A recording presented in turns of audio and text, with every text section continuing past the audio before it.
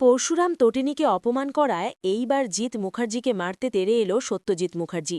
বন্ধুরা, পরশুরাম ধারাবাহিকে রাজিকের পর্বে দেখানো হয়েছে কর্ণ চ্যাটার্জি পরশুরাম তটিনোর কথায় সায় দেয়।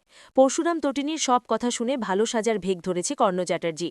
সত্যজিৎ মুখার্জি বলে, আজ তবে আমরা আসি, আর হ্যাঁ, আমি কাল আবারও আসব, আর পিকুকে স্কুলে নিয়ে যাব। কর্ণ চ্যাটার্জি বলে, আমি কাল আসতে পারবো না, কাল আমার গুরুত্বপূর্ণ মিটিং আছে। পরশুরাম বলে, ঠিক আছে, আপনি না এলে আমরা আপনাকে জোর করব না। তখনই সত্যজিৎ মুখার্জি বলে, যা বলছেন ভেবে বলুন, পরশুদিনে কিন্তু কোর্টে কেস আছে। তখনই কর্ণ চ্যাটার্জি বলে, ঠিক আছে ঠিক আছে, আমি কাল আসব, আমি কাল আবারও আসব, তবে আজ যাই। তখনই পরশুরাম কর্ণ চ্যাটার্জির হাতে বাজারের লিস্ট দেয়। যেই লিস্ট রেখে কর্ণ চ্যাটার্জি অবাক হয়ে যায়। লিস্ট পড়ে তার মাথা খারাপ হয়ে যায়। সেখানে পাট পাতা লেখা আছে, ভেটকি মাছ লেখা আছে, আবার লেখা আছে চন্দ্রমুখী আলো। কর্ণ চ্যাটার্জি অবাক হয়ে বলে, চন্দ্রমুখী আলো না, মানে চন্দ্রমুখী আলো আবার কি? তখনই পিকু বলে, চন্দ্রমুখী আলোর নাম, মাধুরী দীক্ষিত নয়। এটা শুনে কর্ণ চ্যাটার্জি বলে, ও কি বলছে? পরশুরাম বলে, ও বলতে চাইছে চন্দ্রমুখী আলোর নাম, দেবদাসের চন্দ্রমুখী নয়। কর্ণ চ্যাটার্জি বলে, ও আচ্ছা আচ্ছা, ঠিক আছে, আমি বুঝতে পেরেছি। কর্ণ চ্যাটার্জির কথা শুনে তটিনী সত্যজিৎ মুখার্জি হাসতে থাকে। এরপরে কর্ণ চ্যাটার্জি বলে, ঠিক আছে, তবে আজ আমি আসছি।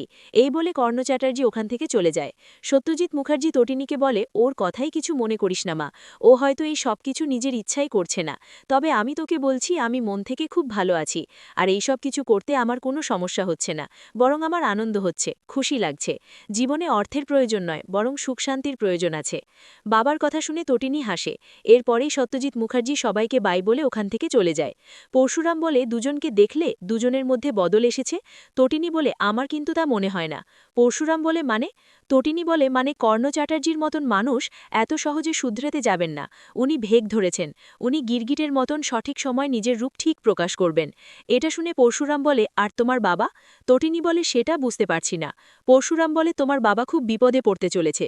তটিনী মনে, মানে? পরশুরাম বলে, যারা তোমার বাবাকে ট্র্যাক করেছিল তারা আবার ওনাকে ট্র্যাক করবে। তটিনী বলে, তবে কি হবে?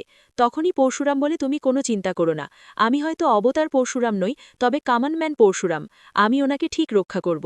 যেটা শুনে তটিনী স্বস্তি পায়। এদিকে দেখানো হয় মুখার্জি বাড়িতে সবাই খাবার খাচ্ছে। জিৎ মুখার্জি সত্যজিৎ মুখার্জিকে বলে, দাদা, তুমি এটা কি করছো? হ্যাঁ, তুমি তুমি এই সস্তার জামাকাপড় এখনও পরে আছো? তখনই সত্যজিৎ মুখার্জি বলে, না রে, এসব সস্তার জামাকাপড় বলে অবহেলা করিস না। এই সস্তার জামাকাপড়ে অনেক সুখ আছে, অনেক শান্তি আছে। তোদের এই দামি ব্যান্ডের জিনিসের চাইতে এই ড্রেস পরলে অনেক শান্তি পাবি।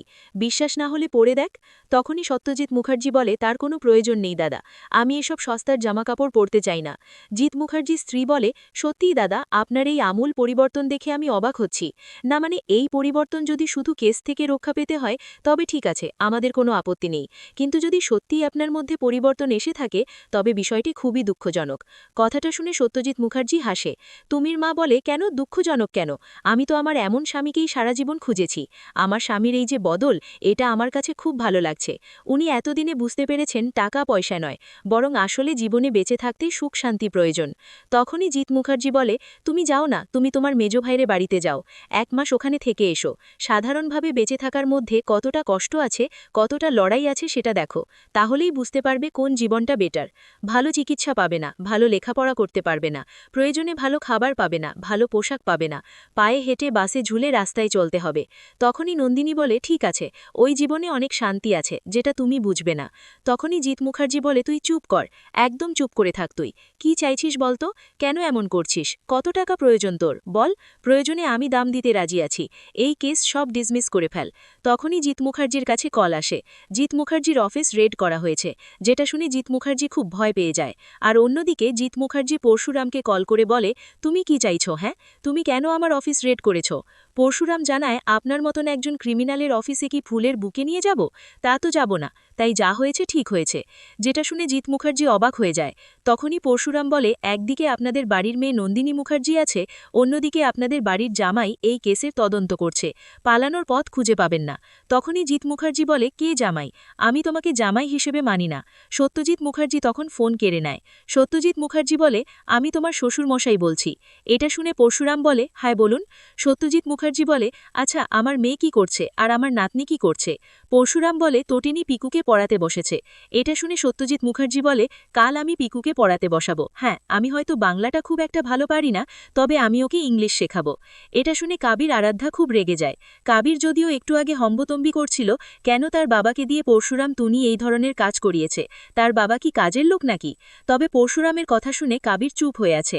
সত্যজিৎ মুখার্জি পরশুরামকে বলে, তুমি যেই গাছ পাঠা রান্না করে দিয়েছ, এবার সেটা খাবো। এটা শুনে কাবির বলে, গাছ পাঠা? পাঠা আবার গাছে ধরে বাকি? তখনই সত্যজিৎ মুখার্জি বলে, হ্যাঁ ধরে, তোমার মতো। এটা শুনে কাবির বলে, আমার মতো? নন্দিনী তখন মিটমিট করে হাসতে থাকে। তখনই আরাধি বলে, বর্দিবাই, এই সব কিছু কবে বন্ধ করবি বলতো? কবে বন্ধ করবি? নন্দিনী বলে, সবটা তো আমার হাতে নেই। হ্যাঁ, আমি শুধু কর্ণ চ্যাটার্জিকে কাঠগড়ায় তুলব, আর বাকি দায়ভার সবকিছুই নেবে স্পেশাল ব্রাঞ্চ। তখনই আরাধিয়া বলে, আর তোর বাবাকে? তোর বাবাকেও কাঠগড়ায় তুলবি? নন্দিনী বলে, হ্যাঁ, প্রয়োজন পড়লে ওর বাবাকেও তুলব। নন্দিনী তার সিদ্ধান্তে অটো। অন্যদিকে কাবির আরাধিয়া তারা কর্ণ চ্যাটার্জিকে কিছুতেই কালকে পরশুরামের বাড়িতে যেতে দেবে না। যদিও পরশুরাম বলেছে সে কর্ণ চ্যাটার্জিকে জোর করবে না। যদি কর্ণ চ্যাটার্জি তার বাড়িতে আসে, সাধারণ জীবনযাপন করতে চায়, তবে তাতে হয়তো কেস থেকে খানিকটা নিস্তার পেলেও পেতে পারে। তবে কর্ণ চ্যাটার্জির পাপের ঘোড়া যেভাবে পূর্ণ হয়েছে, এত সহজে সেই কেস থেকে নিস্তার পাবে না। আগামী পর্বে দেখানো হবে সত্যজিৎ মুখার্জি নন্দিনী সহ পরিবারের সকলের পাতে গাছ পাঠা রান্না তুলে দেয়, আর যেটা খেয়ে সবাই খুব প্রশংসা করে। শিবপ্রসাদ গাঙ্গুলির হাতের রান্না দুর্দান্ত। অন্যদিকে সত্যজিৎ মুখার্জি জিৎ মুখার্জির পাতে তরকারি তুলে দিতে চাইলে জিৎ মুখার্জি হাত থেকে টিফিন বক্স নিয়ে সেটা ছুঁড়ে ফেলে দেয়।